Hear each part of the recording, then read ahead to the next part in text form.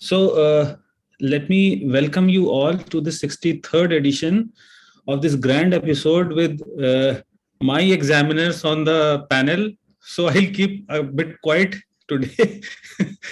Thank you, sirs, for accepting our invitation. Uh, uh, Pawan has muted everyone. The panelist and co-panelists will be able to unmute themselves. The question answers can be posted in the chat box, which myself and Amrit will pick up and put it to the panel. So next slide, please.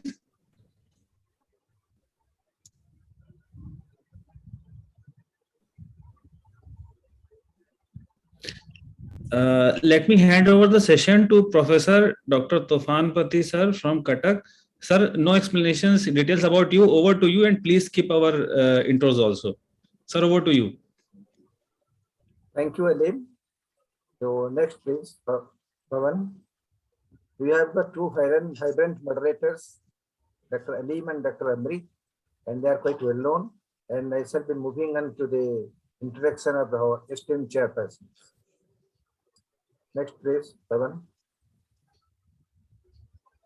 Dr. Lakesh Lal is MD in psychological medicine, and he is professor of National Drug Dependence Treatment Center and Psychiatry, All India Institute of Medical Science, New Delhi. He has over 100 publications in national and international journals and editor of 6 books.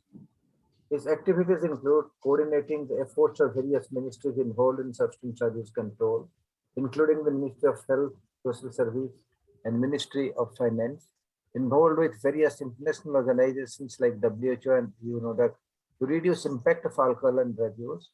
He is involved in training of physicians, nursing personnel, and paramedical staff in India and Southeast Asia.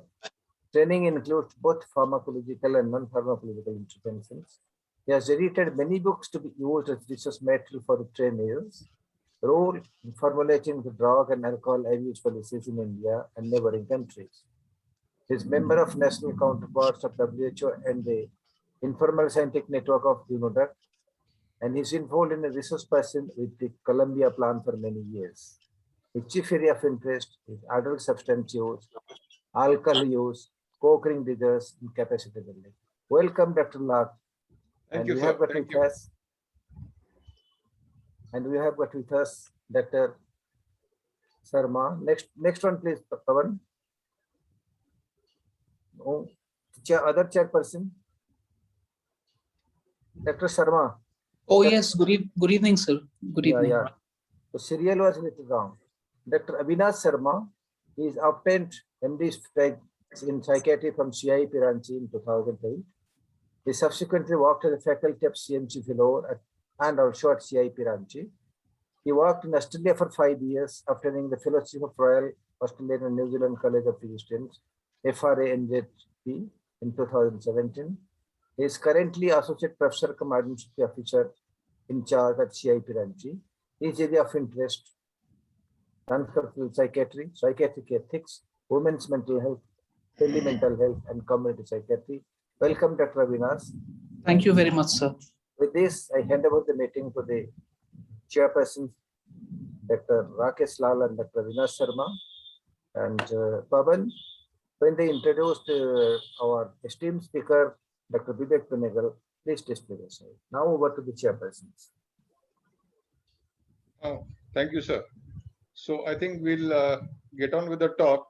It's a slightly odd talk in that a young teenager dragged into a clinic and mother suspects of drug addiction. It's odd, but everybody faces this situation. If you have not faced it so far, you're soon going to face it. Because one thing is that any change in the behavior of a person, the first thing you think about, he to drug leta hai, he's a drug addict. And more so for a teenager. And unfortunately, if we focus on that, we might miss out other causes of anger. So that we have to be very careful about. The simplest thing would be to take a blood or urine sample and do the testing and find out if he's taking any drugs. But it is not so simple because the patient may refuse. Like this person was unwillingly brought to the hospital, so he may refuse in which case we cannot force him to give his urine or blood. And so we largely have to rely on the history of the patient, and confrontation will not help. It will absolutely not help. We have to take the patient and mother into confidence, let them feel that we are trying to help you, and convey that we are for you. And later, of course, we can discuss uh, with the patient about his interpersonal problems and family dynamics, but that comes later. Immediately, the patient is with you, and what can be done, I'm sure Dr. Vivek will tell us all the details about how to approach, basically how to approach such a situation. So with that, Dr. Avinash, would you like to say something, or do we hand it over to Dr. Vivek? Well, I think so. We can get on with the talk right away. Okay, Dr. Vivek, Yeah. please welcome, and we'd like to hear you out. Okay. Let me share screen.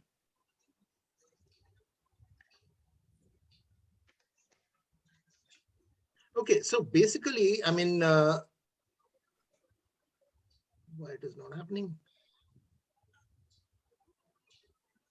Okay, that's good. So the reason why I wanted to actually do this talk when Dr. Tufanpati asked me was that, I've become sick and tired of doing all these evidence-based this, that, do the, neurobiology, this, the drug dosage outcome, this, there's been a lot of it, and there's been a surfeit of it. So I thought that, it might be useful to give a slightly idiosyncratic view, and let me underline idiosyncratic, because it is more what we, or at least I, do in the clinic, and what I've been trying to teach my students to do for the last 15, 20 years. And so, and then we can discuss, the merits, demerits of it. We can always discuss this. So, as Dr. Rakesh Lal was saying, that this is a fairly common phenomenon of young people being marched in, and marched in without even being told that they're being brought to see a psychiatrist. And it most often happens when you are dealing with people who are being suspected of using drugs, being an addict. And this whole thing of being an addict is something that is earth-shattering, especially for parents. I mean, there's nothing more earth-shattering than a mother saying, "You know what, doctor, I think my son is an addict." It really disturbs their world. And which is why, I start off with this cartoon where this mother and father bring this child in, and the child says, "I'm okay, just leave me alone." Now, what are the things which are going on in the parents' mind? I mean, the parents are obviously, the number one thing is, will my child get hurt? Will I lose him? Will he die? It's a big thing. Drugs are very dangerous things. People can die.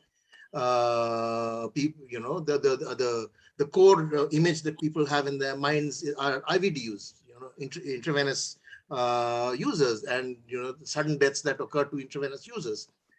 Are our dreams over? And people often think, what will people think? So that there is a huge amount of stigma which is related to it. But also, there is this need to say that, okay, it's not our fault, it's someone else's fault. The drugs are responsible, or his friends are responsible. Her the people she is meeting are responsible. My child has always been very, very good, and there never was a problem until drugs entered the scenario. And unfortunately, sometimes we also get caught up in this in this fantasy that the child was absolutely okay, and then the drugs came in, and then everything went south after that. As far as the child is concerned, child, adolescent, young adult, whatever. I mean, I these days lapse into child because I think I'm becoming like Shobha Srinath. He used to call everybody under 50 a child. So the biggest thing that young people really come in with is this huge ambivalence. And there is one strain of thought, and unlike what Rakesh said, here I have no, I'm dealing with a scenario where actually there is no doubt that the child is using drugs or is using alcohol or whatever. Yeah, what Rakesh talked about is a very, very real thing, but that needs to be dealt with at a slightly different level. And Rakesh alluded to it. I think that was good that he did. But most young people who are using substances, they have a huge amount of ambivalence. One is that, yes, it helps me. It helps me, relieve my boredom. It helps me relieve my anxieties. It helps me, feel good. On the other hand, there is this other strain which says, yeah, it gets me into trouble, but damned if I'm going to, admit to it.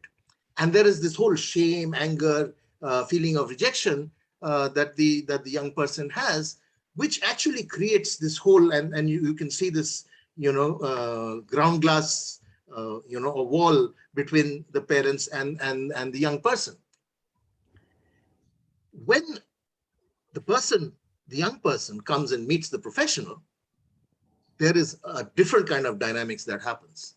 And, often what happens is that because of a variety of reasons, we resort to certain things which actually makes communication difficult between the healer, the treatment person, the doctor, the psychiatrist, the psychologist, or whatever, and the young person. And often, the healing person, will resort to things like labeling. You are an addict, and I need to prove that you're an addict, because if I don't prove, then you're not going to accept it. And this comes from a very long history of having people bottom out and therefore accept absolution and salvation. There is a long tradition to getting people to actually admit to being whatever. Then there is a question answer thing. I'll come to each one of these, but then we tend to use some of these techniques, some of these ploys, and that is often met with counter ploys. Spy versus spy in the old Mad magazines. So young people come up with argument, challenging, discounting, interrupting, ignoring, and this whole thing of denial, which really is, blaming on somebody else, excusing oneself, a reluctance to say that, I actually do this, disagreeing with the interviewer, minimizing the problem. It's not such a big problem, and unwillingness to change. And sometimes the worst of all in my book is passively agreeing. I will stop everything from tomorrow. A flight into health to avoid confronting the problem. And this is something that invariably happens in almost every clinic. So there are some roadblocks to reflective listening, which is the need of the hour. And I've borrowed it from the motivational interviewing textbooks. And it's there in all the motivational interviewing textbooks. And the reason why I borrowed it is that I found some of the motivational interviewing principles very, very useful. Not necessarily the entire MET handbook itself, but the motivational interviewing principles of open-ended questioning, affirmations, reflections, summarization, listening for change talk, etc. These are techniques which I really like to teach my psychotherapy students, because this is something that although meant initially for people with drug and alcohol problems, these are techniques which are very useful in any psychotherapeutic scenario. And these are very important skills to have. Anyway, I'm not going to go into details there, but these are some of the roadblocks to proceeding. And these are trying to persuade with logic, argue with the young person, lecture the young person, disagreeing, judging, criticizing, blaming, questioning or probing, order, direct, command, warn, caution or threaten, give advice and make suggestions or provide solutions prematurely. And this is the biggest deal breaker. We need, as soon as we see the person walking in, we know what is right for the person. And without making the grounds for this kind of change possible, we immediately jump in and say, you know what, this is what you should be doing. And that is meant with full frontal rejection. And then we get very upset saying, look, the guy is denying, he's in denial. Sometimes distraction, humor, or changing the subject can be a roadblock, but it can also be very useful, as I will later talk about. Some of the traps to avoid, continuing on the same vein, is the question answer trap, where we are actually trying to trap the other person into admitting that yes, he has a problem. Yes, he has a drinking problem. Yes, how much do you drink? Do you drink every day? What do your friends do? So this pattern of question and answer tends to elicit passivity, where the young person is not encouraged to explore the issues in depth, and the client counselor or the therapist counselor relationship becomes increasingly hierarchical. Then there's the confrontation denial trap. Yes, your mother said you do this. No, I never do that. You were found with a pot in your bag yesterday. No, it wasn't pot. And in any case, I didn't put it there. Then there is this labeling trap. A lot of us, not a lot of us, all of us have been terribly spoiled by ICD and DSM, where any phenomenon that happens, we are trying to make 6 out of 9. And we are trying to label something saying, okay, 6 out of 9 satisfied. I'm happy. Guy has got schizophrenia. So you get very upset when it's 3 out of 9 or 4 out of 9. But this is a very active process in most of us, and a large part of your therapeutic engagement is in trying to get your diagnosis correct, is in trying to make that 6 out of 9, fitment. The expert trap, which is, providing direction to the client, saying, yeah, I am the expert. I know what things are, how things should be. Premature focus. I already talked about the premature focus, focusing too quickly on a specific problem or aspect of the problem. And this is likely to raise the person's resistance and focus on unimportant or secondary problems. Blaming. Usually, clients might wish to blame somebody else. Counselors also feel, or therapists also feel the need to show and to prove that the young person or the client is at fault. Saying, no, but your mother says you do this. You've been causing such a lot of harm to your parents. Look at them. See, they're so upset. So, one response would be that I'm really not interested in looking for who's responsible, but rather what's troubling you. But sometimes we don't do that. We jump in and we take sides. So these are things that actually increase increase the resistance in the engagement that occurs. And so I've quoted Anais Nin, who's a French author, who very famously said, we don't see things as they are. We see things as we are. So when you have this particular scenario, what is going on? What is going on behind each one's back? What are the motives in some of these scenarios? A therapist walks in with a writing reflex. I'm sure all of you know about the writing reflex. It's a psychological construct where most people want to make things right. If you walk into a room and you find a chair turned upside down, first thing you'll do is want to change. If you meet a person whose life is not going right, you would want to do something to change it. This is a very human response. But sometimes in a therapeutic scenario that like the ones we are describing, that can be counter-therapeutic because the other person is not yet ready for change. When a person comes in with a problem, for example, a person who has been having delusions and hallucinations or is very depressed, the person comes in and says, doctor, please help me. At that time, you jump in and you say, yes, do this, raise your right hand, show your face towards the east, have this tablet, do this. The person actually walked in ready for change. However, with people who have drug and alcohol problems, especially young people, they're not yet ready for change. And if you try to write things before they are ready for change, things don't really work out. It's like trying to plant a seed when it's not ready and the soil is not ready for planting.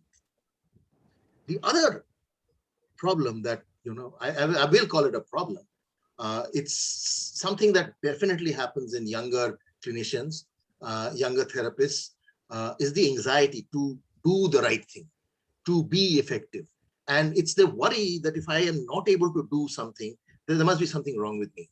And, I can confess that, very many times in my younger days, more than, and even now sometimes, more than actually looking at what is happening in the transaction, I sometimes try and spectatorize myself and say, am I doing the right thing? What is the next thing I should do? What is the clever remark that I can make? What is the clever comeback thing that, I can say? I don't know who I'm trying to impress, but I am trying to, and it's coming out of anxiety to be effective. It's not necessarily a bad thing. It's something that one needs to be able to acknowledge and move on. Then there is this whole expert trap that I know what's good for you. I have diagnosed you by the ICD. You have 7 out of 9. You definitely have a diagnosis. I know that this particular tablet is good for you. I know this, so you better listen to me. And if you're not, I'm losing patience. And so what comes out is this whole thing of, I'll prove to you you're an addict and you need to change. Now, unfortunately, that is counterproductive because everybody and their brothers and sisters has been saying the same thing. And for the young person, the response is, hello, you are the 751st person to say that. So please stand in line until 750 have finished. Then I will listen to you. So what happens is these full frontal approaches, tend to be counterproductive. And so the response often is, I am not, and I will fight this label. And as I told you, at the back end, there is ambivalence. It helps me, I like it, it hurts, I've been hurting for a long time. And this is something that we really need to pick up. How do we get there? Now, a slide on denial or resistance. This is a word which is used very, very frequently, especially in the addiction literature and in the addiction business, where people are thought to be in denial, and you have to break people's denial to be able to go forward. Now, as far as I'm concerned, and as far as the motivational literature is concerned, denial is actually a potent indicator of ambivalence. It means that you are in a state of ambivalence. You don't know whether to go forward, you don't know whether to go back, and you're stuck session 2. People are unable to change until they reach a certain level of motivation, and they have enough confidence that they have what it takes to make the change. Sometimes I don't want to move because, I'm not sure that what you're offering is good enough. I've got burnt so many times. I'm not sure that, I have the capacity to make the change. So I don't want to change. I'm going to be stuck here. This painful state is actually better than, potential pain that lies ahead in the darkness ahead. So pre-contemplation phase is one of denial. Until the person becomes aware for himself that there are risks involved by not changing or feels convinced about change, they're unlikely to begin the process of change. So people might, when they come into your clinic, may be ambivalent even about beginning the conversation if they're not personally invested. So this is one of the things I strongly believe in, that if there is no buy-in, there is no change, there is no movement. If the person does not buy into the program, he or she is going to do it because you are a great doctor. He or she is going to do it because she's getting banged by the parents. But that behavior change is not going to last. When one lacks motivation to change, the initial goal, which is the first step towards the ultimate goal, should be on raising the level of motivation rather than fixing the problem. Unfortunately, most of us fixate on the problem and want to go directly to fixing the problem. I mean, I've said it a little later, but I'm perfectly, content if the person I'm working with does not want to go to the peak of Mount Everest, I'm happy to go up to base camp. And this is something I keep telling my patients, that I'm happy to go to base camp.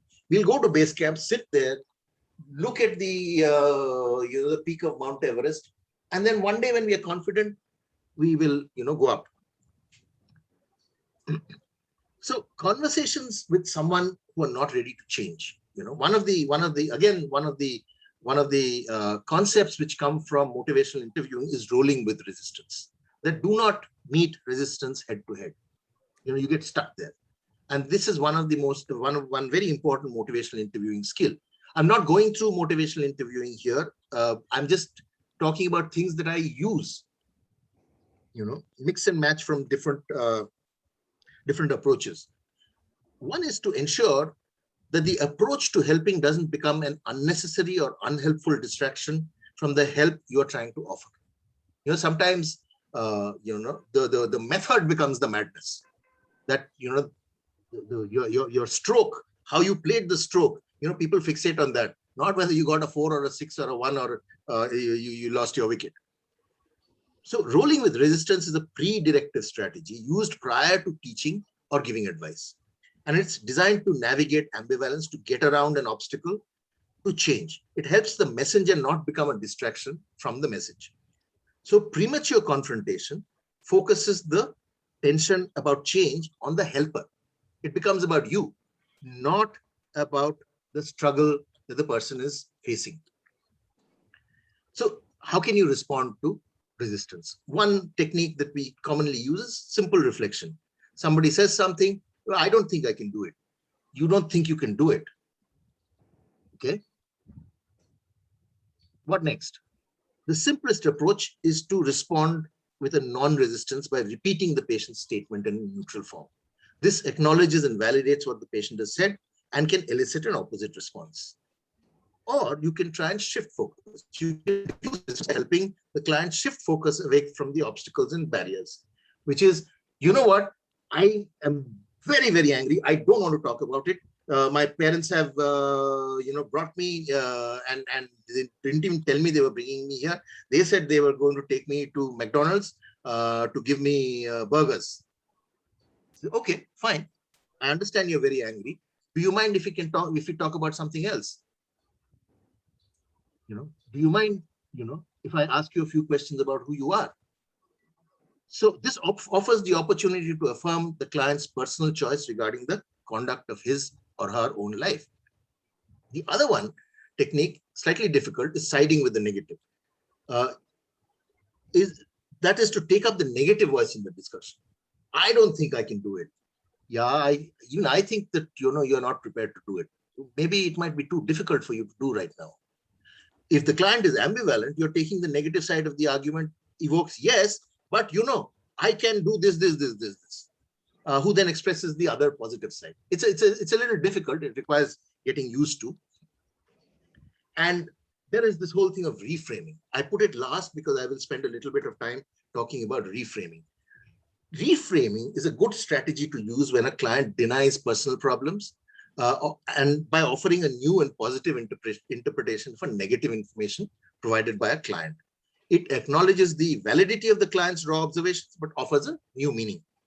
Now, before explaining this whole reframing, because reframing, at least in the way we do things and the way I teach and we teach at our center, some of these interview skills, dealing with patient skills.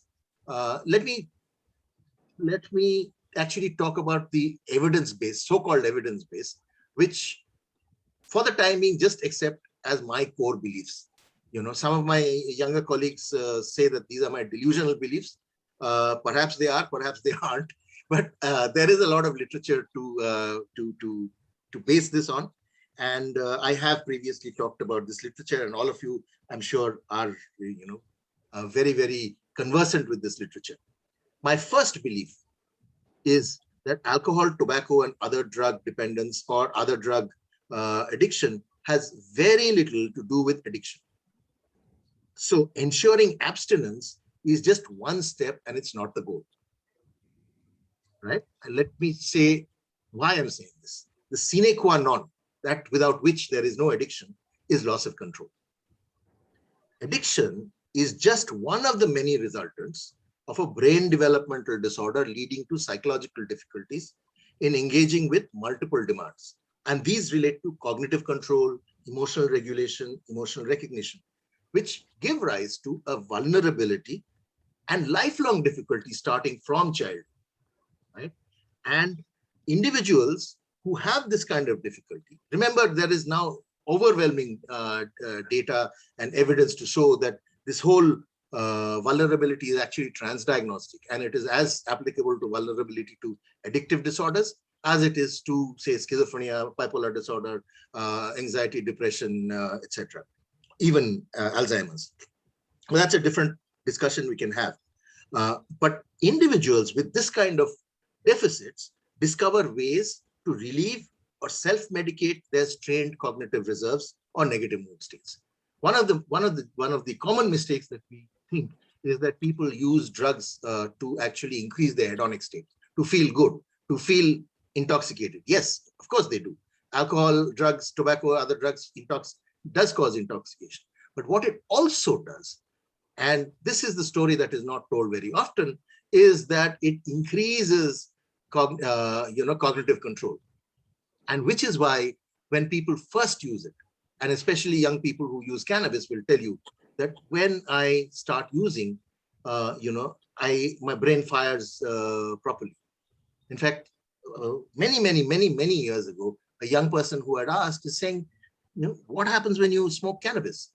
And he told me, you know what, doc, normally when, I'm talking to somebody, it's like being in a room with 20 people speaking to me on a megaphone. So it's that old. And I don't know who to respond, what to do. And I said, what happens when you take cannabis? He said, at least I can tell them to come one by one. So what he was very graphically and colorfully describing is the change in cognitive control that happened. And one of the reasons why people with this cognitive control deficits, gravitate to cannabis as well as to a lot of the other, alcohol, tobacco, other drugs, as well as internet gambling, etc., is because by increasing dopamine in the reward circuit and by increasing dopamine, it actually also increases or improves cognitive functioning. So regular use by a young person whose brains are still being formed results in long-lasting neuroadaptation due to early repeated exposure. And these lead to long-lasting changes in brain networks, behaviors, and habits, which then constitute the addictive state or the dependent state, whatever you choose to call it. So my point for making this long observation is that just getting rid of the bottle is not going to solve the problem, because you get rid of the bottle, the core problems that were there in the first place will ensure that the person relapses, and you will get what you normally get, a revolving door kind of process where the person goes, gives up the bottle, comes back again. Then he goes, gives up the bottle, comes back again, leading to immense frustration and distress in the client and the parents and the family, and to therapeutic nihilism in the treatment professional. So, I mean, I don't wish to go into the details. This is just a chart that was there to remind me of what I've already said, that, you have this change, this whole process where genome, exposome interactions change brain developmental trajectories, etc., etc. I've discussed this on many fora, even in this fora. I'm not going to go into it, but it translates into parental and child concerns, which are related to the fact that there is a lot of stigma, there is risk perception, varying risk perception related to health, mortality, legal aspects, etc.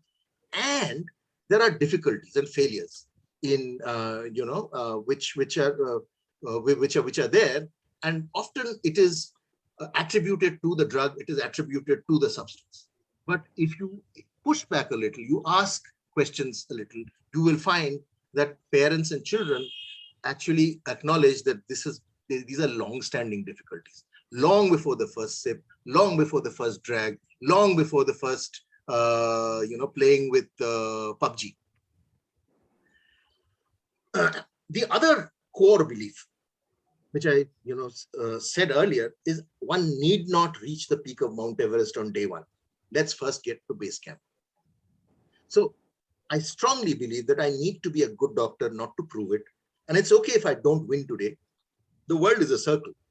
So I have no qualms about not making the deal on day one or day two and saying, okay, fine, I agree to disagree with you.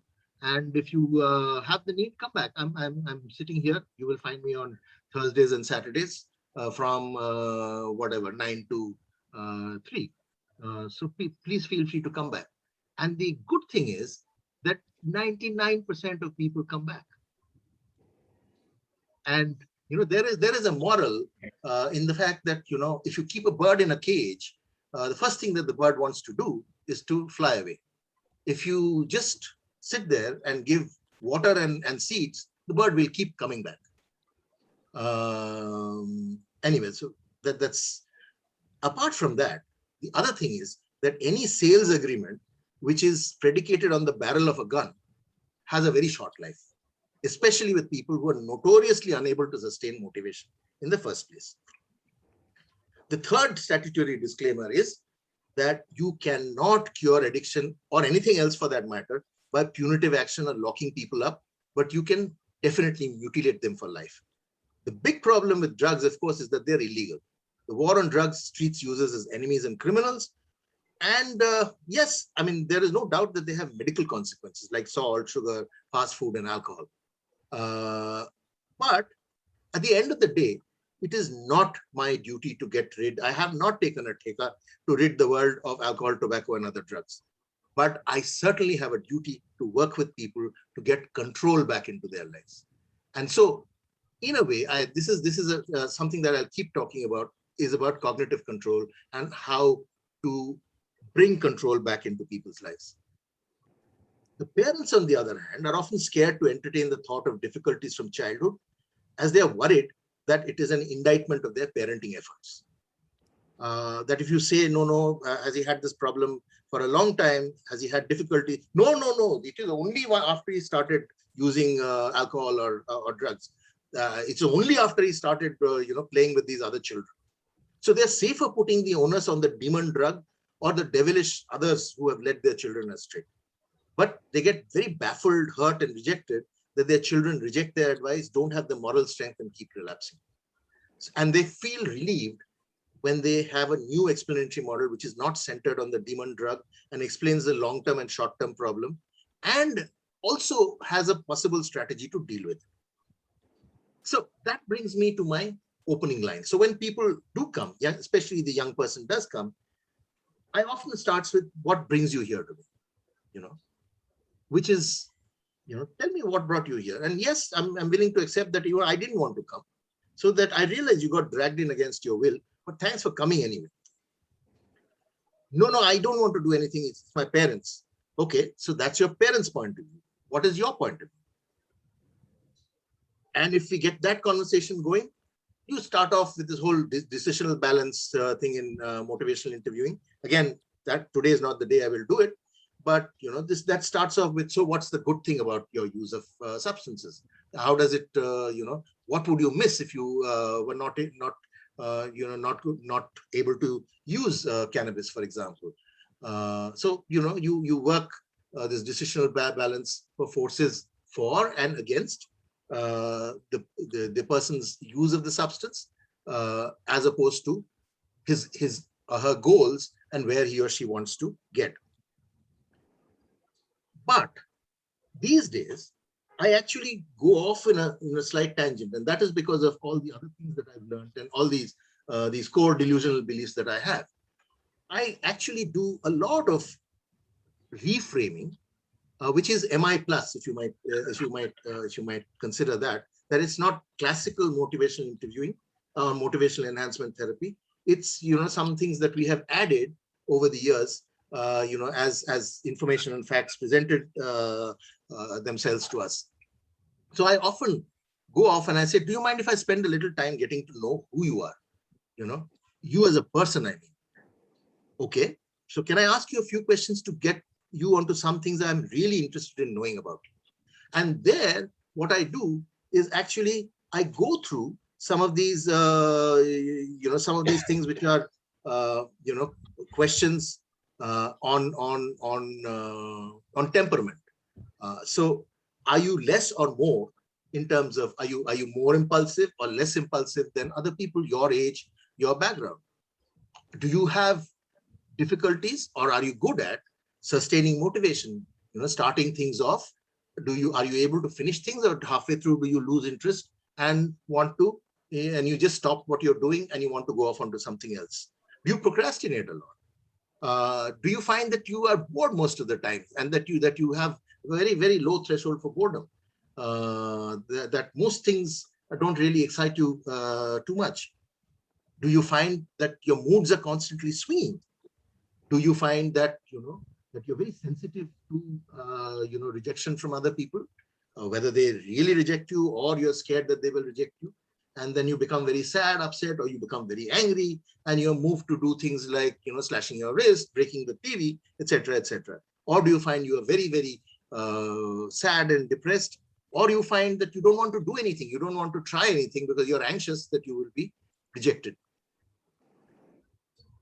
Do you find difficulty in reaching your goals? Do you find difficulty in holding on to relationships? And that actually works out this whole thing of cognitive deficits, cognitive control difficulties, emotional regulation difficulties, as well as difficulties in emotional recognition, which actually results in poor empathy, reduced theory of mind. And the reason why I do it is that we now know that this is at the core of almost 99.9% of people who will go on to develop alcohol and drug problems, as well as do a whole lot of other things like, it's at the core of a lot of other pathology, psychopathology. So I then reframe it with an alternative explanatory model. The person came in saying, okay, the problem is about alcohol and drugs. The problem is about the bottle. The problem is about the my bong. And then he finds that I'm not talking of the bottle, I'm not talking of the bong, I'm actually talking about a whole lot of other things. And most of the times, these young people who've suffered this all their lives and have never been able to put words to their suffering, or have not been able to discuss this, turned around and said, oh shit, how did you know? Yes, this is what has been affecting me. This is what has actually prevented me from being the best that I can. This is the thing that has not allowed me to live up to my potential. This is the reason why I have not been able to win the prizes. All the duffers have been walking around, going away with the prizes. And I'm definitely more intelligent, more creative. I'm left back with nothing. So I take that point, and I'm not saying that everybody has to do this, but I personally take this as a point to say that, can I give you a 3-minute lecture on the brain? And I basically talk about how, parts of the brain are like the car, engine, accelerator, brakes, and gears. And there's a part of the brain which motivates you to do something, propels you for natural or, unnatural rewards. There are parts of the brain which are like the car, which brake you and say, hang on, wait, watch, and then do. There are parts of the brain whose job it is to be like the gear, which switches from one to the other, switches from first gear to second gear, and which actually ensures that when you need to switch from very exciting to not so exciting, your car still goes towards its goal. So I use this, and I also use another story about how our autos have 2-stroke engines and are not very good. So a lot of people use kerosene, which is aeroplane fuel, which makes the auto zoom. But over time, the kerosene makes the 2-stroke engine worse than it began. This is an analogy for the drugs. And using simple examples like this, what happens is that you're able to actually to share a worldview, to share an explanatory model. And then most people turn around and say, okay, that's me. Tell me what to do about it. So, and that is what you wish to do when you are getting people to change their what's the thing, going from contemplation, pre-contemplation, etc. Those stages of motivation. So I these days tend to use this kind of a thing to actually increase people's motivational stage, as well as give a sense of a particular explanatory model. Why? Two reasons. One is it's reframing. It's very different from the explanatory model that they had, and so people respond to it by saying, "Wow, I didn't know that. That's convincing." The second thing is that it actually has embedded in it a call for action. That if this is what is happening, then something can be done about it. And of course, there are some people who don't agree, and I'm happy to say it's okay if you can't make up your mind. I'm here 9 o'clock to 11 o'clock on Thursdays and Saturdays. Anytime you want to get back, have a chat, please do. I'm giving you a WhatsApp number. Please WhatsApp or email if you have a question. So then we start. What I will do here, what is the time now? It's 8:45. What I'll do is I will present very briefly three scenarios, three case histories, just to illustrate, how we went about it, how we go about it, and then we will decide whether there is enough time to show you some videos or not, or whether you are so bored that you don't want to go further and go straight into question and answer and discussion. So let me talk about three of my young patients who I could recall. Miss SC was a 15-year-old female, multiple drug abuser. She was actually a girl from a high socioeconomic status, and she was brought straight from a rehab center. Straight, I mean, from the rehab center, they sedated her. They actually taped her hands together, legs together, plonked her onto a plane, took her straight to the airport, plonked her onto a plane, and brought her direct to the OPD. I thought that was really crazy. I mean, this is the craziest I've ever dealt with in my life. She was brought straight from the rehab center, from where she was doing her class 10 exams, and there were major questions about safety and escape from custody in the OPD.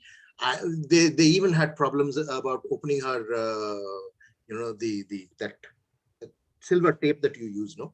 What's it called? Duct tape in the OPD. She had been treated for multi-substance dependence, inhalants, cannabis, tobacco, and alcohol, and had very severe emotional reactivity with violence to self and others. She had been diagnosed as having borderline personality disorder and had had multiple admissions in rehabs and psychiatric nursing homes. She had very early sexual experiences with multiple MTPs. When she came, she was in a combination of 2 antipsychotics, carbamazepine, and was on long-term psychotherapy. The parents came because they thought NIMHANS would give them long-term confinement and care, which we don't, by the way. On MSc, she was an overweight teenager, over-sexualized clothing and appearance. The dominant theme in her conversation was her reaction to the male parents' affair with somebody else, with another lady, and her feeling of temporary abandonment because he had left mother and the 2 children and gone off. She was very angry, blaming her mother and father, and she was spouting psychobabble. I think she had psychology as one of the subjects in a course, and she was know-it-all. And I know you're going to do this, you're going to do that, you're going to do a Rorschach, and you will do this, da da da da. What the interview revealed was sadness about now unrealizable dreams and goals. And there we use this entire motivational interviewing as well as this whole reframing. And she said, look, I'm not going to be able to realize my goals. This is what I wanted to do, but I'll never be able to do that because I'm an addict. The ASRS, the ADHD self-rating scale, showed very high scores. And these were amplified by questions about impulsivity, poor attention allocation, and an inability, and it pointed to an inability to achieve her hopes and goals despite a very high intelligence. So we reframed this inability to achieve hopes and goals as the central tragedy in her life. And she readily agreed. She, agreed to the explanation of the brakes and gear problem and drug use as self-medication. And she turned around and said, okay, fine. So what do we do? And we agreed to work on tuning the brakes and gears while placing a reduction of drug use as a why use kerosene instead of petrol argument. I was very careful not to say you have to stop using substances. I never do with most people. It comes either as a suggestion from the young person or a question saying, do I have to stop this while I'm doing this? So we sat down, and in that OP interview, we set a few goals. And the goals were that we will do the brakes, gear, and tuning with a combination of several things: medication, which is very important, because these are, whatever the explanation you choose to give, because it will make the stage, the reason why you can't achieve anything, including your therapeutic goals, is because your stage is shaking. So it doesn't matter whether you are dancing Kuchipudi, Bharatanatyam, or Odissi, until your stage stops shaking. And the medication will allow us to help the stage stop shaking. And after that, we can decide what dance you want to dance. And then we bring in brain training, diet and exercise, especially omega fatty acids, adopting positive highs, positive addictions, and learning skills to learn and achieve various things. Basically to deal with the cognitive deficits, to deal with mood instability, mood regulation, to learn how to actually assess other people's emotional states, and to be able to amplify your theory of mind. We also work very strongly on lapse or relapse management. One of the things that we do accept is that this is a relapsing recurrent illness, like bipolar disorder, like diabetes, like hypertension. And while you detox and help reverse brain changes due to drug use, lapse management and aborting relapse becomes a very, very important part of any treatment process. And that is something that is better done if it is in consultation with parents or various whatever our support structure is. We also worked on confidence building measures, and this is what Rakesh was talking about, and lifestyle changes. So the biggest casualty that happens is a reduction in trust between parents and children. And the most important thing and the most difficult thing to do is actually rebuild that trust. And so we worked on certain things which help rebuild the trust. And often the easiest thing in the world is 2 drops of urine. Because if you are able to show to your parents, whenever they want to take the thing, or at a given example, that, I haven't taken a drug, I haven't, my urine is clean, then trust builds up very, very fast. And most young people are, willing to do that because it's a very cheap way of, getting trust back. Provided, and there's a provided it is a favor that they are doing to their parents. This is a favor I'm doing to you. You are not making me do it. I am doing this, and this is a gift I'm giving you, which is fine with the parents. But that can go a long way. So these drug strips, etc., are very, very useful, including if you have the access to it, things for alcohol, tests for alcohol, etc. Then we settled on some short-term and long-term plans. We set boundaries, because you have to set boundaries, and the rights and responsibilities were reappraised. I must tell you, and this is about this young person. When she came, as I said, she was around 16, 17. She is now around 27. She went back to Calcutta to finish her college. And then from there, she went ahead and did her master's and her BA in the UK in management. And then right now she's running her father's firm in Dubai. She continues to use substances once in a while, Of some days, she, when she was in college, she would get pissed drunk on Friday evenings, but never on a Saturday because Saturday, Sunday, because she had class on Monday. And even now, she once in a while, likes to have a spiff, those big fat. But most important is she's got her life back on the rails.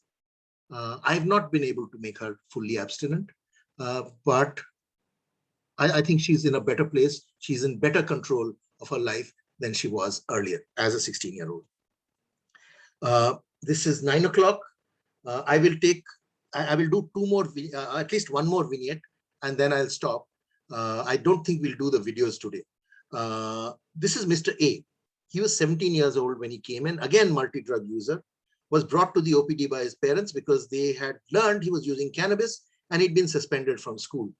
He'd been brought to Bangalore on the pretext of visiting his uncle and aunt in the city, but instead of going to his aunt's house, they came straight to Nimans. You can be sure that the boy was upset and angry. While waiting in the OPD, he actually walked off and he refused to make eye contact with his parents. His parents were insistent on immediate admission and throwing away the key, citing that his drug use was too serious and that they could no longer manage to deal with him at his home. His school, by the way, had suspended him for missing the latest exam. He himself appeared both angry and anxious during the interview, but once rapport was built, he was assured that he was being listened to. He reported that he'd been using cannabis in a dependent pattern for the last 4 years, with occasional use of cocaine, salvia divinorum, and a combination of LSD with amphetamines at rave parties. He'd always been very shy and had almost no friends at school growing up. The peer group he'd found was into drugs and raves, and he'd got along well with them while using drugs with them. He eventually found that he was procuring drugs for them to support his own drug use, but he was ostracized by almost everyone else other than his druggy friends because he was a pusher. The dominant themes from his history, there was significant history of difficulties with concentration, which interfered with his academics. He had said that initially it was better with cannabis, but now with continued cannabis use and other drug use, it had worsened beyond belief. He had a high degree of performance anxiety. He'd bunk exams as he could not bear the thought of writing them unprepared. He had a difficulty talking with his peers and teachers. He felt upset at the frequent fights between his parents and could not confide in them. His father's behavior distressed him. Most as he become irritable and later end up crying whenever any controversial topic was discussed. He had considered suicide as he could not face all these problems. When we assessed him, he had very high ADHD scores for both impulsivity and inattention. Actually, he had also a whole lot of other things which would have made diagnosis of UPD as well. Anxiety was also found to be rated high, and he was a source of significant impairment and distress. And there were depressive symptoms in the father and significant marital discord. We reframed the problem as, a problem of ADHD, anxiety, and whole allostatic, process that happens because of it, and how that exacerbated the developmental vulnerability that he had, which is the cognitive control problem. And we reframed the problem as that this was the core problem which was causing academic and social dysfunction, as well as, laying the grounds for substance use disorder. The intervention consists of reframing. He accepted help for problems with concentration and anxiety. He wanted to improve the relationship with his parents, and the parents reframed the problem as a common one. That yes, if it is a problem about his not being able to focus, is not being able to do, that's okay. I mean, that is something that we can we can do something about, and it reduced the blame on them. And he was also willing to consider using drugs. He was one of the guys who was saying, "Doc, you're not talking about using about my drugs. Don't you think I should do something? Otherwise, the treatment will not happen." So I said, "Yeah, you brought it up. I didn't. It's something you said. I didn't bring it up. So what are you willing to do?" The intervention consisted of psychosocial treatments, individual therapy on an IPT model, interpersonal therapy model initially. Later, we used a CBT model for anxiety and family therapy. We treated the father's depression, and we used contingency management. Pharmacologically, we used baclofen because, as you know, we use baclofen quite a lot. We put him on methylphenidate, sustained release, up to, it's not 20 milligram. We actually put him on almost 40 milligrams per day. And he took on alternate highs of swimming and going to the gym, long-term follow-up with a single therapist, and confidence-building measures, quality time with parents, regular polykit tests, emphasizing openness about disclosing lapses. Now, I think those two are enough. I mean, if you want, we'll talk about the other one, but I think it'll get boring. So I think we'll end here and open it up for discussion. There are Right. a lot of questions in the chat box. Vivek, do you have access to the chat box, or should somebody? I have. Let me open the chat box and see. So yeah. There are a lot of hello messages, but then there are a lot of hello messages are most of it. There are a lot of good questions also. Yeah. So Abhishek, the first part of SBI is asking screening questions. Is it also a question and answer trap? Yes and no. See, these are actually by SBI, you are referring to screening and brief intervention, isn't it? Abhishek? Your new message has gone way below. He said yes. He said yes. Yeah. See, screening brief intervention is a slightly different model, and screening brief intervention is something that you use in the community for people with harmful hazardous use. It is used by people with in primary healthcare, whereas we are here talking about people with severe problems who come to tertiary healthcare settings. So again, when you are going and doing screening brief intervention, remember, people are coming asking for help. They are coming and saying, you know what, I've got diabetes. You know what, I've got a pain in my knee. And the doctor at that time, if he's asking, do you also drink alcohol? It's perfectly within his or her rights. But as psychiatrists, most people don't think that we should be asking them about, their normal day-to-day functioning. Whether I use alcohol or not is none of your bloody problem. Whether I sit on the internet, who are you to ask me? So you have to create the grounds in this kind of a scenario. So the scenario also matters. What's the term for it? The context matters. And so I don't know whether I've answered your question. I'd be happy to take that further. But the next question, most family of addicted person say person is problematic only when he is drunk, otherwise he's fine. Exactly. You're absolutely right. Because we are trained to see drug is the problem. There are two major contending ideas in our mind. A, the drug is the problem. Demon drug is the problem. And therefore, if you get rid of the drug, everything will be okay. And that leads to models like prohibition, etc. The other one is that the person is the problem. And it's because the person has a weak, weak morality, etc. And therefore, we can actually, get the person to hook up with a higher power and, do a whole lot of things and do stuff. I am not, by the way, I am not criticizing any of these. I'm saying that these are limited models. And so when people say that, the drug made him do it, they are hooking onto one of these popular beliefs that the person is absolutely okay and he's a saint unless he drinks. And which is also true, that the person doesn't go about beating people, hitting people, etc. when he is not drinking. However, if you go back into the whole history, he's not been making a too good a time of his life in terms of his job, his education, etc. Because of the cognitive control deficits. And people really don't bring that into the discussion because that is not within the ambit of the discussion. We are here to talk about drug abuse, alcohol dependence. Let's not talk about life, liberty, and the pursuit of happiness. But as people who now understand that most psychiatric disorders are part of this whole neurodevelopmental continuum, we really need to be able to cast our eyes wide, cast our net wider. We need to be able to understand that, for example, childhood adversity is one of the biggest predictors of adult psychiatric disorder.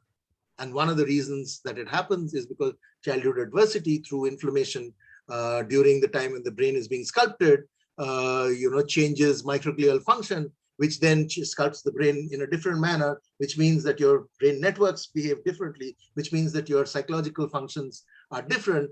When faced with day-to-day challenges, you respond in a different manner. We need to be able to have that. And in a way, this new explanation actually incorporates a whole lot of other etiological theories of social theories, biological theories, genetic theories. We are able to put all these things together because, in a way, I speak a little bit too much about it because this is my, the most important thing that I am interested in. In a way, everybody, as they say, all the theories are right. Everybody has one and everybody should be given a prize. But anyway, second, that's a mistake. Your core beliefs are fantastic. Okay, thank you. Some people think they're delusional. Many times, family members are approaching a doctor to do a miracle in the first setting. Okay, this is also a very important question. Yes, most people come and say with a fracture model. If I have a fracture, you better do something. Put a plaster cast, do a pinning, and get things all right. If the person relapses, then it's a problem because you're not a good doctor. So one needs to discuss this with parents. And one of the things that we do is not just talk to the child, but also talk to the parents and lead them through this equal discussion. Sometimes I get the child to say, look, will you please summarize what we spoke about with your parents? And then I spend almost equal time with the parents, trying them to also buy it. And one of the things that we do discuss is, look, this is not magic. You're not going to get immediate answers, but things are going to improve, and these are things that need to be done. Most parents are so happy that A, they are not being blamed for it, B, that there is a theory behind it, and C, that there is a plan, that they don't really sit on your head and say, you must do it in one go. But it's an issue because they've suffered so long. They want fast relief. But if you explain and you talk it over and you tell them that there's a method to your madness, most people forgive you and listen. Complete new understanding of reframing. Okay. Tempted to try it. Abhishek Ghosh, please do try it. Does your approach change when the client has comorbidities? No. The approach doesn't change when this was Madhavan. Madhavan, my approach to comorbidities has changed. If I might, sorry, I'm going to give you a slightly roundabout answer. As you are aware that, most of the studies, longitudinal studies of psychiatric disorder, like the New Zealand Dunedin study, etc., show that most psychiatric disorders do not exist on their own. This is a mistake. This is a delusion which has been foisted upon us by the ICD-DSM and which was started actually by Kreplin. But in real life, these and it's made life easier for us in a clinical thing. I mean, there is no denying that this in a clinical scenario, this has made life easy for us. But if any person has one psychiatric disorder, there are, I think, almost 50% chance that he or she has a second one. If people have two, there is a 40% chance that people have a third one. If people have three, there's almost a 20% chance they have a fourth one. And what we really do get, and which is why people now have started talking of the dimensional models, and which is where the models like HiTOP and others come in. So most people have comorbidities. This old thing of comorbidity is that if you have substance abuse and you have some other psychiatric disorders. Now, 99.9999% of people with substance abuse have comorbidities because that's the reason why they have developed problems with substance use disorders. A large proportion of people use substances or use the internet or use, sometimes gamble on Diwali nights without anything happening. People who have cognitive control deficits go on to develop problems, as I've already said. So, no, my attitude or my approach does not change when people have comorbidities. Yeah, to a certain extent, if the guy has come in with severe mania, and I would, before doing any talking, first of all, I would control the mania. If the guy is, severe paranoid schizophrenia, I'm hardly going to talk about various other things until I've dealt with the paranoid schizophrenia. To that extent, yes, you're absolutely right. You need to, handle what is there first. I mean, in the same way that if a guy comes in with delirium tremens, you're not going to sit and hold his hand and talk all this nonsense. You are going to deal with the delirium first. How to deal with excessive addictive use of internet and social media among teenagers comorbid with depression, anxiety. Again, I these days do not make. I mean, we can split hairs and say, okay, behavioral addictions are different in this way from substance addictions, but basically, at its core, at the brain level, loss of control is loss of control. Whether you have loss of control with alcohol or tobacco, or you have loss of control with sex, or you have loss of control with exercise. Loss of control leads to a whole lot of these other processes. Yes, depending on what substance you're using, the toxic effects of the brain are going to be different. Alcohol is definitely going to cause a lot more toxicities than, say, cannabis, and definitely going to cause more toxicities than say exercise addiction. Debatably, I mean, we can debate that. A few can still how to deal with. Okay, can still try a few innovations you suggested. Okay, fine. That's a comment. Prasad makes a comment. Hi, sir, I have a question. I have a 17-year-old female client with screen addiction, insomnia, eating whatever, cutting on her thighs. Her responses towards me are formal, warm, and respectful. During the first 2 sessions, she remained silent for the entire 40 minutes, and I went along, said I'm okay with it, and she can open up and talk. After 12 sessions, step by step, she agreed to her behaviors, but when I asked, how do you feel about it? I don't know. Looks like it is a coping strategy. That's right. I mean, if you leave it open-ended, she's going to say, I don't know. If you've had 12 sessions without coming to some sort of a agreement, probably you've left it a little bit too long. But then, I mean, you can definitely come back. And one of the things, like I said, most of what I do is in the first or the second session, and which is my reframing helps. I'm sure a lot of you are going to get angry with me, but the old psychoanalytic technique of you say what you want, I will write down in my book, and probably was meant for a different time when people had lots of time, and especially when you're getting $100 a session.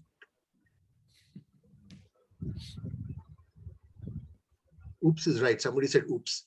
Elderly parents are being abused by a grown-up son. He refuses to go to any rehab or doctor. What do we suggest to the elderly parents who are willing to let go their son, but he doesn't leave them, but abuses them? Okay, now this is a slightly different problem. This is a problem. Yeah, I think you can work the same kind of thing with the young person, because but there will be some people who say, no, I couldn't care less. I'm going to go ahead and do what I want to do. And sometimes you will have to wait for them to come back to you. But here, if the person is beating up his elderly parents, this becomes a law and order issue. And at one level, I think you really need to be to first protect the parents from getting bashed up. So this is slightly different from what we've been talking about. In the same line, but the priorities are like dealing with delirium tremens or dealing with mania. You have to deal with the immediate cause first. Once that is settled, we can go on to other things. Agreed, but SBI may also happen in colleges. Abhishek Ghosh, colleges are not dens of psychopathology, as much as you would like to say. These are also community, and you are looking and you're doing a screening there. And most of the people who are actually coming for your screening SBI are people who have agreed to come there. So in a sense, their level of what's the term? They are not in pre-contemplation stage, etc. They are in action stage. Okay, I think I've run. No, there are more messages. So messages are coming in. They are pouring in. Okay. How to break it to parents that the problem didn't actually start when the young adults started using drugs. So this is very important. So basically, the same thing that you use with adults, with the young people. You say that, okay, fine. I am concerned about these drugs and we shall talk about it. But madam, do you mind if I ask you some things, if I might clarify what I asked your son a little or your daughter a little while back? You know, I was asking him about, you know, how he sees himself as a person, his personality, etc. And especially, you know, how he was when he was young. And I'm very, very glad that you are here today because it allows me to actually corroborate what he's saying. So do you mind if I ask you the same question that I asked you? He's sitting here next to you. So, I mean, we'll see, you know, whether the two of you agree on it or two of you have different viewpoints. And I then ask, madam, what do you think? I mean, when your child was young, when whoever, Abhishek or whoever was young, was he less impulsive or more impulsive than other? It is usually what happens very fascinatingly is that the parents, and especially the mother, will say, no, he was perfectly okay. You're a very good boy. And then you will find the child next to him, next to her saying, no, actually I had this difficulty. Where did you have this difficulty? And they'll say, oh, yeah.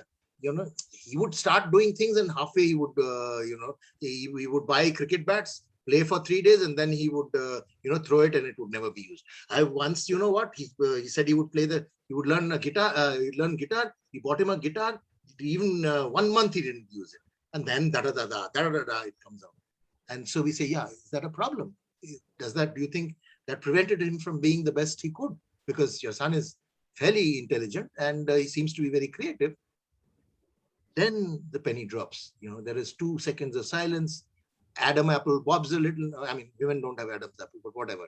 The throat bobs a little, and women have Adam's apple, not prominent Adam's apple. Anyway, throat bobs a little. They consider it and they say, yeah, he has had this problem from childhood.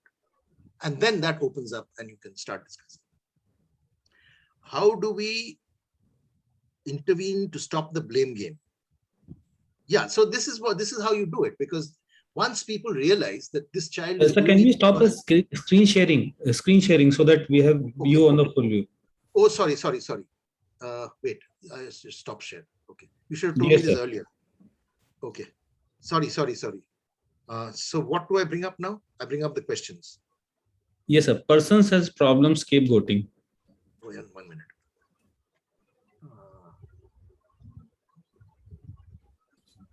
I have lost the chat. Okay, chat. This is from Dr. Shalini. A person has the problem. What is scapegoating? Yeah, so the scapegoating, you know what the scapegoat was. The scapegoat is something that in ancient Jewish society, every year they would place their sins on a goat and send it out. So in a way, this whole thing of scapegoating came that, you know, somebody is being made the scapegoat or the person who bears the sins of the family or the parents, etc. And to a certain extent, young people who use drugs definitely become the scapegoat. And so one of the good things that I find with this model is that it points to a brain pathology, something that people are not totally in control of, but can be in control of. So at this stage, somebody from the audience usually pipes up saying that, you mean to say that we should tell people that they're not responsible for their problems? No, I'm not saying that. I am saying that they should be responsible, but they have difficulty in being responsible. And so how can we make them more responsible, have more control? But net, what happens when this kind of a of an explanatory model is used, parents feel quite relieved, really, because all the while they've been suspecting that it's their parenting which caused this problem. Perhaps it did, perhaps it didn't, but this model doesn't really talk about parenting as the major problem. We bring it up later saying, look, this is one of the not so helpful things, why don't we work on that? But that scapegoating also stops, because then they are able to look at, they engage with what is happening and they're willing to help the person. Because from a very dirty person who is using the devil drug, you become a person, my own child, who's had a problem from childhood, not been able to recognize it, but you are saying that we can do certain things to help him become successful again. Most Indian parents want their children to be successful. Most parents do, and so when that comes into the equation, people usually change their minds. Not everybody does. I'll be honest with you, but it is a helpful model to use. Okay, so Shalini says, I agree, pure free association alone does not help. Very true. Safest and effective anti-ADHD drug among addicted adolescents, is there any difference? Yes. So, I mean, the jury's still out, okay? As far as ADHD drugs are concerned, what is true for children is true for adults. I think there is enough literature to show that methylphenidate seems to be very useful among the drugs we have. I'm not talking of the amphetamine salts. Methylphenidate seems to be the most useful. There is a great anxiety that people will develop addiction to methylphenidate in the way they develop it to cocaine or to other drugs. Now, again, the literature is very clear that the chances or the actual addictive use of methylphenidate is very, very low. Having said that, of almost, I don't know, would have used methylphenidate on almost, what, 700 to 1,000 people, I can name 2 people who have gone on to develop very, very severe methylphenidate addiction. Both of them turned out to have, to head towards schizophrenia. And to a certain extent, perhaps we missed the diagnosis of schizophrenia. But to a certain extent, some of, a lot of these psychiatric disorders, change along the way. And that is also something that we know from longitudinal studies. There was some literature which said that methylphenidate is much more useful in people who have, predominant impulsivity, and atomoxetine seems to be much more useful in people who have difficulties in motivational control, etc. But the literature there is not as strong, although we have a paper on that. If teen used inhalants and other drugs and developed cognitive impairment, yeah, so that is the problem, that people with cognitive impairment, people with mental retardation, etc., you can't do the ideal thing. And for that matter, people who come from low socioeconomic status, who have to work for a living, there are, what we are talking about is an ideal scenario. You sometimes can't do everything because of a whole lot of things, not necessarily because of intellectual disability, but there will be people who will not be able to afford the medication that you want to give them. There will be people who will not be able to come for the psychotherapeutic sessions that you want to do with them, once a week, once a fortnight. They might not even be able to come once a year because they come from some far off place. So yeah, so this needs to be balanced with reality. Any impact of AstroChart addiction? Now, this is something that is beyond my pay grade, so I cannot answer this question. Okay. Anything more? There was a question on any dietary interventions, any diet modification. So okay, fine. This is interesting, and the literature for this is still developing, but definitely the literature on omega fatty acids is very, very interesting. I won't say that it's 200% convincing, but it's interesting enough for us to use it as part of our daily treatment regime, because there is fairly good evidence which shows that omega fatty acid dietary supplementation, especially omega-3, does improve cognition and cognitive ability. Not just in children, it's been tried in senior adults, AD and all that. So there are some groups which are trying to see whether this can be used as a preemptive treatment. The other evidence is for choline, but choline seems to be much more effective. And these are two papers. One came in Nature, and the other paper I think came in American Journal of Psychiatry, where they looked at choline supplementation in mothers in their second and third trimester pregnancy and followed the children up, and they found that children at ages 1 and ages 6, if I'm not mistaken, had lower cognitive deficits, which were precursors to other psychiatric problems than mothers who were not on choline. So there is some logic for that. Plus, there is a lot of literature on dietary interventions in ADHD and other things, which again, magnesium, zinc, but they're fairly wishy-washy as of now. Exercise. There's quite a lot of evidence in the use of exercise in actually increasing white matter myelination, which seems to be one of the reasons why these problems happen. So what we do is actually set up people with medication, dietary supplementation, exercise, positive addiction, and learning skills to deal with, whether it's CBT related. We still don't tell anybody, but we steal blindly from CBT principles and DBT because they have some very, very useful exercises, useful things which can be used in this population. And of course, all the other things, we trust building measures, doing urine toxicology, urine strips from time to time, ensuring that you come back regularly, see the same therapist. If and the most important thing that I forgot to mention is dealing with lapse. Lapses will happen. This is a lapsing disease. All psychiatric diseases are, but do not allow lapse to become a relapse. So most families are told that if the guy lapses, don't wait, thinking, okay, we'll try another day, we'll see one more week, because by that time it's become a full-fledged relapse. So day 1, day 2, if you are in Bangalore, please bring the guy back.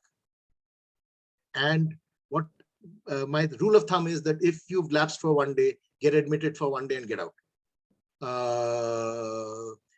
You don't have to go through the entire process again. All I need to do is to break the cycle briefly. The other thing is, there's no other thing. We actually go after people. So we have a set of people on the phone who ring up and say you've not come for your appointment, and we found that this actually improves retention. So a lot of things need to be done for retention. But let me end with something that I found useful. Earlier in my life, as a young psychiatrist, I used to lean forward and try to convince people very much. I was leaning into people's faces and I was being proactive. And I was very anxious that, if I didn't do it right now, I would be a failure. People would think I was a failure. I would think I was a failure. And all the time I was thinking, what can I say? What is the next thing I should say? And one of the things that time has taught me is to lean back and be reactive. Because ultimately, the world, as I said, is a circle. Guys want to come back if there is comfort in the relationship.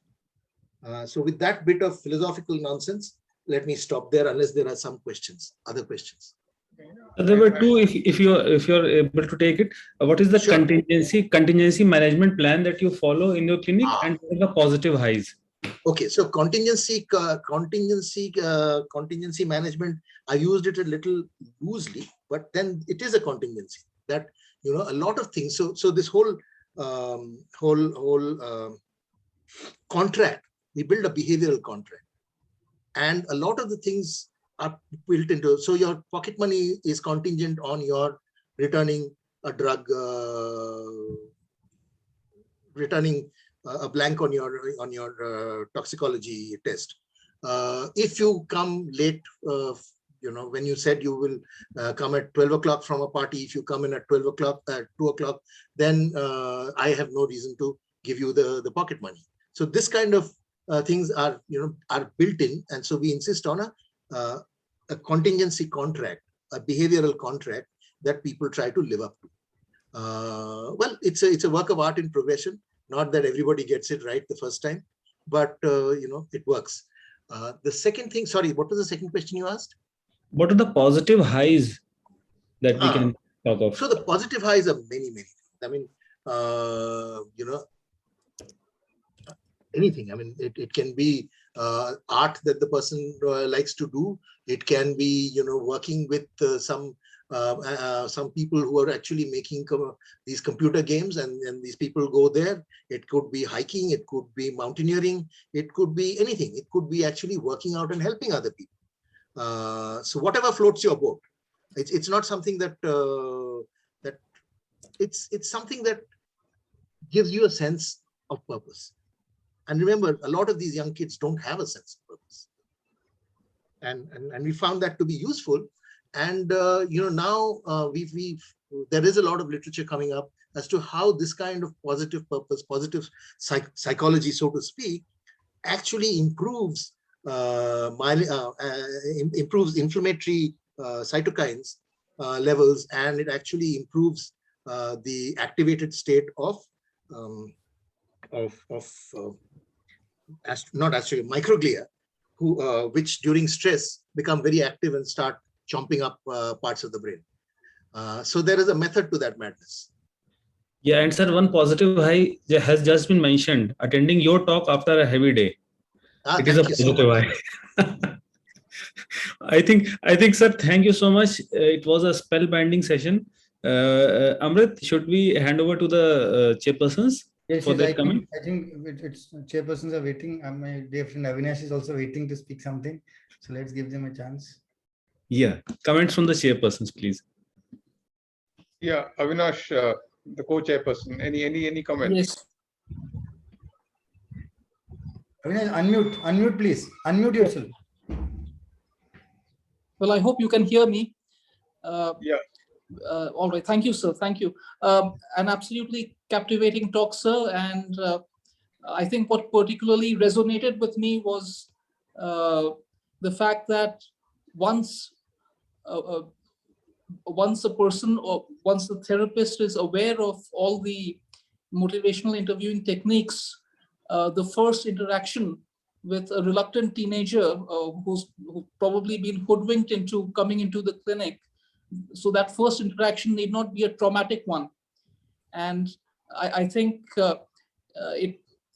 once such teenagers wise up to the fact that their parents are not to be trusted as to where they are being taken, and particularly if the first interaction with the therapist or the mental health professional had not been a positive one, and if the therapist had gone in with a full frontal approach rather than using the sometimes counterintuitive approach of the motivational interviewing technique, it can prove counterproductive.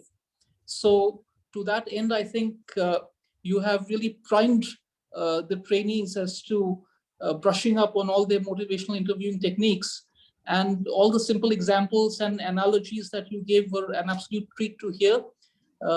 I've certainly benefited immensely, I would say, although I don't really work a lot with substance use disordered individuals. Once again, thank you so much. I really enjoyed your talk. Thank you, sir.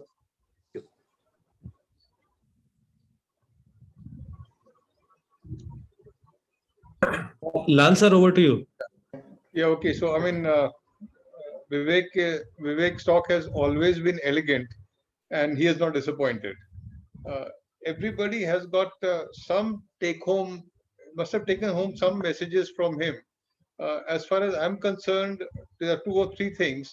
One is that psychiatry is not mathematics. ICD and DSM are fine, they're very good, but if it is 6 out of 9 or 5 out of 8, then you are diagnosed. You have a stamp, which is not the best thing possible. I mean, that conceptual thing is missing. It's just clearly mathematics. The second thing is the desire to prove something, prove that the patient is wrong, he's at fault, and the desire to set things right. I mean, that is something very, very inbuilt in us.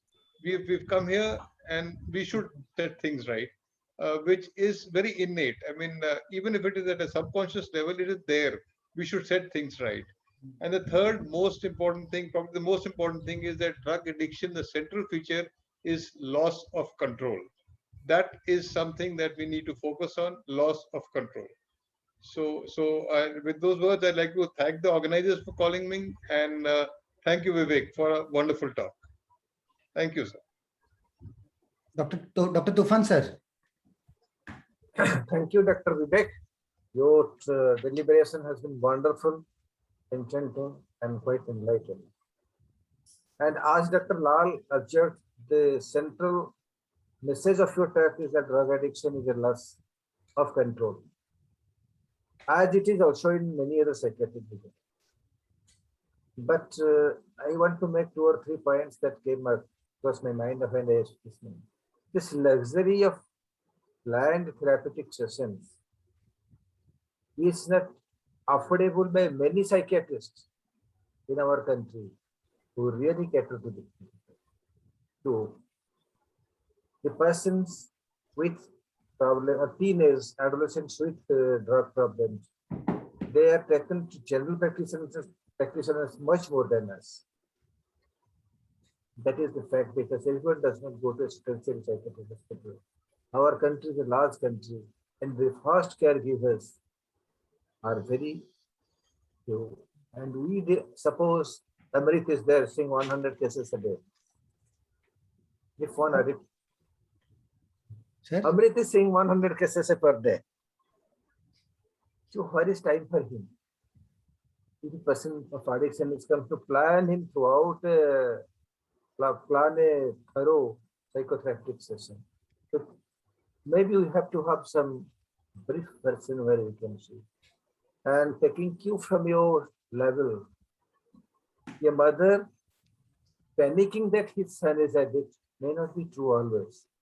And maybe in all spirit, we have to have a concern for the parents who bring their children, labeling as addicts who are not sure. And maybe the over concern of the anxiety is something like a over involvement, a high expressed emotion that makes them bring this. These are the concerns you have to address. Because if you have to look at the community at large, these are the things, thoughts come to my mind.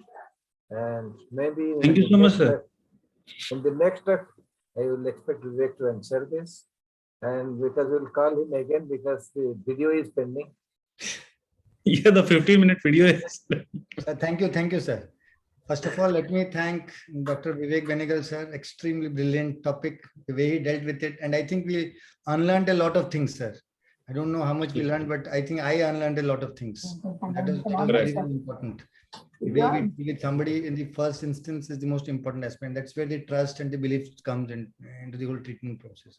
Thank you so much, sir. As sir told, your video recording is remaining. I was desperate to watch that, but then it was little.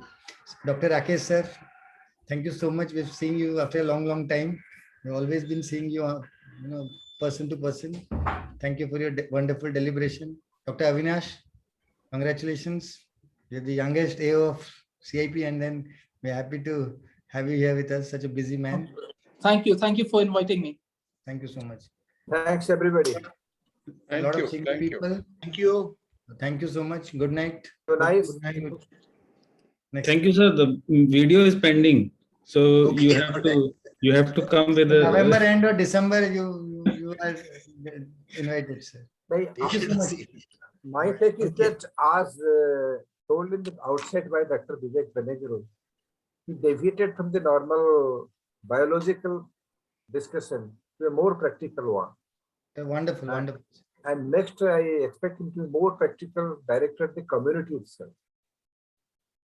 And that is Absolutely. a different kettle of fish altogether. yeah. आप हो ना?